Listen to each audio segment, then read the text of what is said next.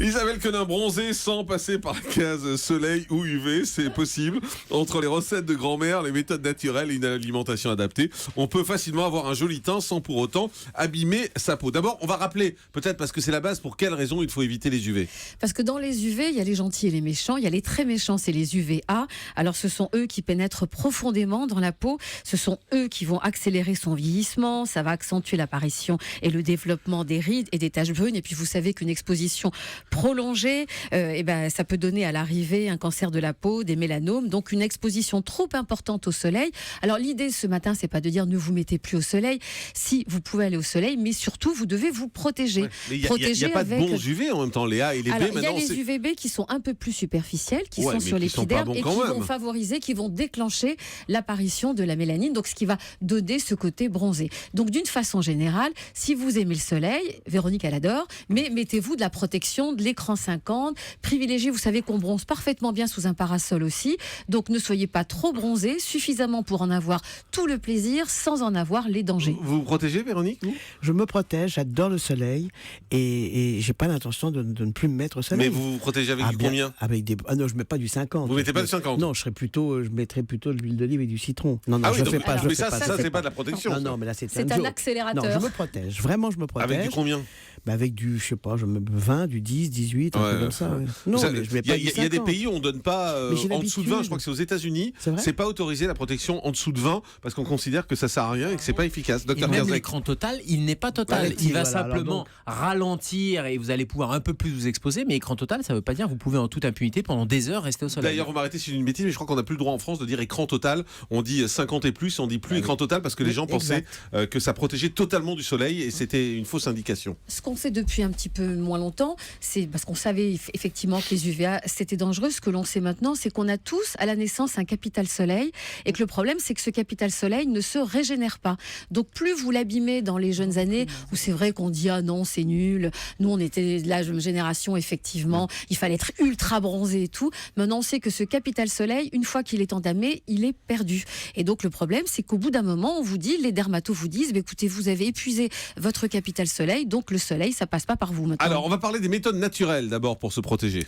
Alors il y a des méthodes naturelles pour se protéger et pour avoir bonne mine, puisque c'est l'idée en fait, c'est pas rester complètement livide, c'est avoir bonne mine mais sans se mettre en danger. D'accord. Alors vous savez que donc c'est pas pour se protéger, c'est juste pour avoir bonne mine. Pour avoir bonne pas mine. Pour se mettre au soleil. Alors vous allez voir que les aliments que l'on peut prendre, par exemple si on parle de l'alimentation, comme les carottes, utilisent du bêta-carotène et là ça va déjà donner bonne mine, mais qu'en plus ça va préparer la peau au bronzage et on pourra bronzer mais toujours tout en étant protégé. Donc bien sûr c'est les carottes, mais attention, armez-vous de patience parce que pour avoir bonne mine, avoir un teint bronzé, il faudrait manger 1,5 kg à 2 kg de carottes par semaine. Donc semaine, c'est faisable. C'est faisable, mais c'est quand même, il va falloir quand même y aller quoi. Et il faut les manger.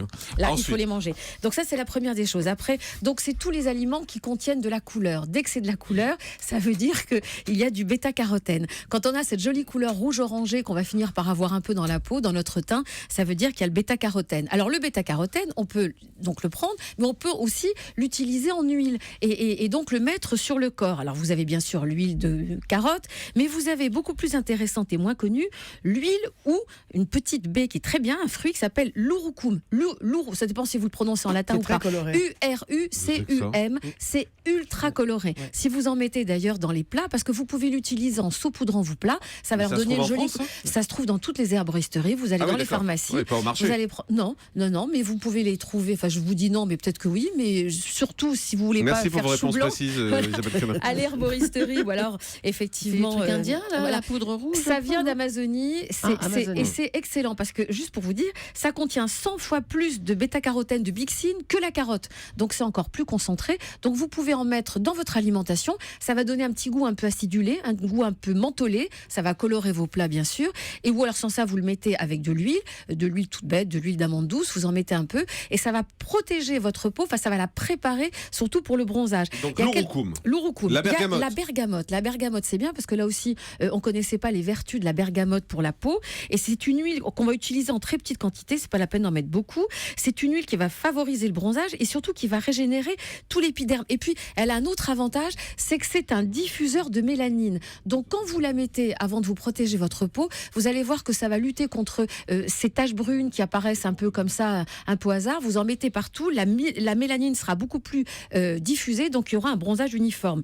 Vous avez une astuce de grand-mère complète, et on la connaît, c'est le sachet de thé. Alors vous faites infuser du thé très fort, et puis voilà. Qu'est-ce qu'on fait avec le Alors sachet ? vous allez vous badigeonner avec Bien votre... sûr, non mais... Attends, On va se badigeonner avec son sachet de thé. on peut demander à quelqu'un de vous badigeonner, mais c'est très bien. Ça va donner une couleur. Ça va donner une petite couleur. Alors après, surtout, non mais levez pas les yeux, ça ça tâche coûte les rien. draps, en ça plus. tâche les vêtements. Non mais après on sèche et après on se met une huile pour le corps ou un lait Chérie, pour le qu'est-ce que corps. tu fais ? Je suis en train de me badigeonner avec mon sachet de thé. Eh bien, si ça le fait rire, vous pouvez lui dire aussi que vous vous badigeonnez avec du café. Parce que vous pouvez prendre du café moulu sous vide, là, le café qu'on connaît tous, que vous trouvez partout, là, pareil, dans toutes les grandes surfaces et tout. Moi, je préfère l'autobronzant. Passons à l'autobronzant. Alors, l'autobronzant, de toute façon, c'est simple. Il y a une molécule qui est à base de tout, qui est la dihydroxyacétone, la DHA, que vous trouvez dans tous les autobronzants. Donc, vous pouvez la trouver dans des crèmes, des lingettes et tout. Mais là, j'ai voulu m'intéresser aux douches. Vous savez, les petites douches autobronzantes, comme celles qu'on voit dans l'épisode de Friends où le pauvre, il se trompe. Mais si, ça existe et c'est plutôt pas mal parce que c'est une pulvérisation qui dure à peine 8 secondes. C'est un peu comme photomaton. À peine vous appuyez sur le bouton, il faut déjà être dans la bonne position parce que quand même, si vous voulez, ça vous colore assez rapidement. Vous mettez de la crème barrière sur les parties où vous voulez pas être bronzé, par exemple la paume des mains ou la plante des pieds. Déjà, oui, je vous vois sourire. Et vous avez raison parce que avant de faire la douche bronzante, il faudrait s'épiler au moins 24 heures avant parce que et vous protégez cette zone-là. Sans ça, vous allez sortir avec des poils oranges. Bah oui. Là aussi. Ça se fait où ? Ça en institut ou à la maison ? Ça se fait en institut. Ça se fait en institut. Vous rentrez comme dans une douche, quoi. Oui, c'est ça. Exactement. Et dès que vous appuyez sur et vous avez les poils orange en sortant. Si vous vous protégez pas, l'endroit vous avez. Alors déjà, pour les jambes et tout, autant vous faire épiler.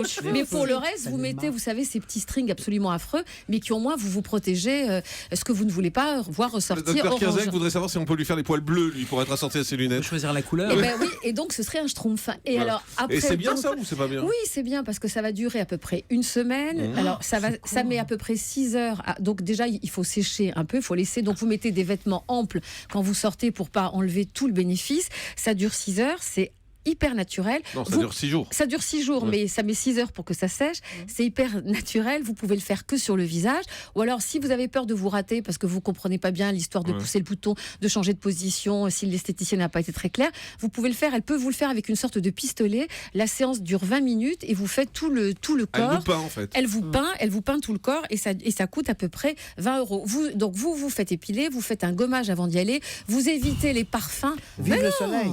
Ah ouais, non, pas vive le soleil. On peut pas dire vive le soleil en plus, vu les dangers et les ravages du soleil. En revanche, quand vous avez un événement, là, c'est pas une journée à mettre les gambettes dehors parce qu'il fait quand même un très et les froid. autobronzants qu'on achète en pharmacie. Ça marche très bien. Et surtout qu'ils ont fait. C'est la même molécule DHA. C'est justement le problème que l'on a, c'est de les appliquer.